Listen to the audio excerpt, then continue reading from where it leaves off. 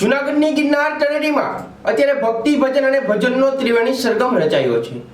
મહાશિવરાત્રિના આ પાવન પર્વે જ્યારે લાખો શ્રદ્ધાળુઓ ઉમટી પડ્યા છે, ત્યારે હવે આ મેળામાં રાજ્યના શિરોમણીઓ પણ હાજરી આપવાના છે।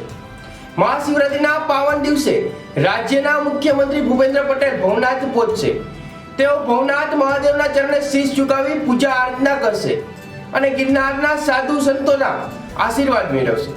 શિવરાત્રિના મેળામાં મુખ્યમંત્રીની હાજરીના પગલે વહીવટી તંત્ર દ્વારા લોખંડી બંદોબસ્ત અને તમામ તૈયારીઓ પૂર્ણ કરી દેવામાં આવી છે।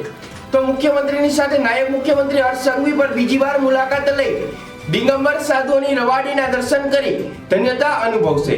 મહાશિવરાત્રી પર્વ 2024 દીવોત્સવમાં આવતીકાલે એટલે મહાવદ તેરસ ઉત્સવના અંતિમ દિવસે ગુજરાત રાજ્યના મુખ્યમંત્રી આદરણીય ભૂપેન્દ્રભાઈ પટેલ બપોરે 3:15 વાગે ભવનાથ મહાદેવ મંદિરમાં પૂજા અર્ચના સાધુ સંતોના આશીર્વાદ લેવામાં આવી રહ્યા છે। સાથે સાથે ગુજરાત રાજ્યના નાયબ મુખ્યમંત્રી ઉપમુખ્યમંત્રી શ્રી હર્ષભાઈ સંઘવી પણ રાત્રે તમામ સાધુ સંતો અને રવેડીમાં પણ ઉપસ્થિત રહેવાના છે। ત્યારે પણ જૂનાગઢની તમામ જનતા અને સાધુ સંતો અને સૌ હરિભક્તોને સાથે પણ સરકાર દ્વારા જે આ વખતે ખૂબ જ ભવ્યથી ભવ્ય આયોજન કરવામાં આવ્યું, આયોજનમાં સાથે ખુદ સરકાર પણ આવતીકાલે જોડાવાની છે। હર હર મહાદેવ।